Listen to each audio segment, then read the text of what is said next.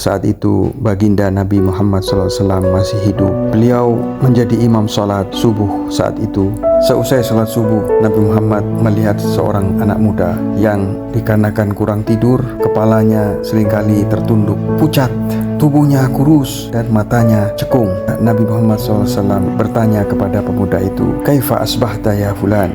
Yang kurang lebih artinya, "Wahai fulan, bagaimana keadaanmu pagi ini?" Biasanya jawabannya itu asbahtu bikhair, saya dalam keadaan baik. Namun jawaban anak muda ini membuat kaget baginda Nabi Muhammad SAW. Dia berkata, "Asbahtu mukinan ya Rasulullah." Keadaanku pagi ini dalam keadaan yakin ya Rasulullah. Baginda Nabi Muhammad SAW menanggapi jawaban dari pemuda itu, "Likulli yakinin hakikatun." Setiap keyakinan itu ada hakikatnya. Hakikat keyakinanmu itu apa? Wa madza alamatul yakin? Pemuda itu berkata, "Keyakinanku itulah yang membuatku selalu sedih dan malam hari membuatku terjaga beribadah. Sedangkan siang harinya aku lewati dengan berpuasa, dahaga dan lapar. Aku telah jauhkan diriku dan singkirkan diriku dari dunia dan seisinya. Aku seolah-olah sudah melihat arsy Allah. Hari perhitungan telah dilaksanakan. Manusia-manusia yang ada di dalam kubur telah dikeluarkan untuk diperhitungkan satu persatu, dan aku berada di antara mereka." Nabi Muhammad SAW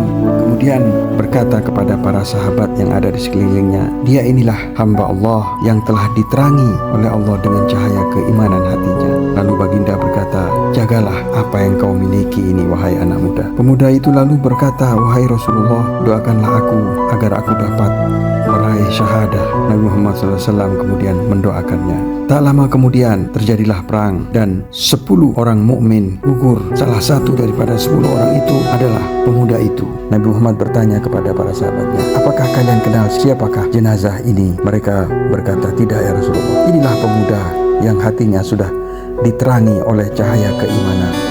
Keimanan kepada Allah, keimanan kepada Rasulnya, dan keimanan kepada hari perhitungan, keimanan pada kiamat." Demikianlah ketika seorang pemuda sudah diterangi hatinya oleh cahaya keimanan.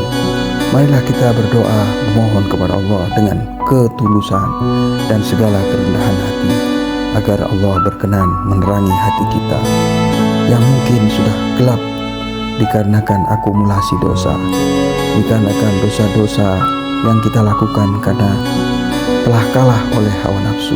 Semoga kita kelak dibangkitkan dalam keadaan hati terang benderang dan mendapatkan syafaat baginda Nabi Muhammad SAW. Amin ya rabbal alamin.